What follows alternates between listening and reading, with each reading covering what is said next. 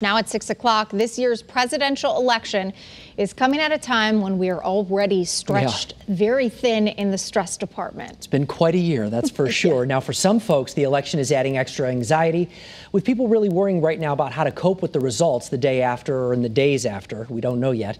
Joining us tonight to talk more about it is Patricia Rehmer, the Senior VP for Behavioral Health at Hartford HealthCare. Pat, you've been here with us a lot. We appreciate you joining us again tonight. Sure. Thank you for having me. What are you seeing in terms of election anxiety? Well, it's interesting. Actually, there is a election stress disorder that people are talking about now. It's not actually a DSM or official diagnosis, but it really talks about the heightened stress that people are experiencing related to this election. We obviously don't know what the outcome will be on Tuesday, and it may be days after when we finally get an outcome. How can people prepare themselves to handle whatever happens? I think there's a couple of things that people can do now before the election and then after the election as things are kind of unfolding.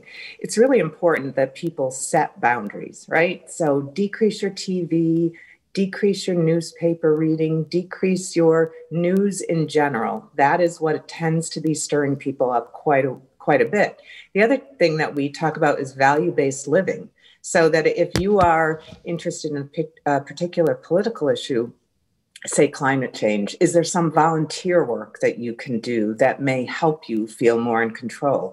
This is really about trying to feel more in control. People are feeling pretty out of control right now, and that's very distressing for people.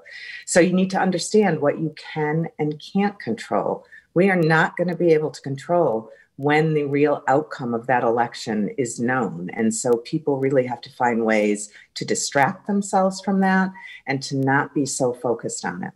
I think it's interesting you mentioned the idea of volunteering or supporting something you believe in. That's certainly a nice approach. And no matter what channel people watch, the cable networks, whatever the case may be, that can be a lot for anybody over hours and hours. Are you noticing or hearing about, extra bookings? Maybe people can't even get in for any kind of help right after the election? We are. I actually checked into this today after I got the question. And yes, we are receiving increased calls to our hotline. We are able to get people in for evaluations, either via telehealth or in person, but it is very tight.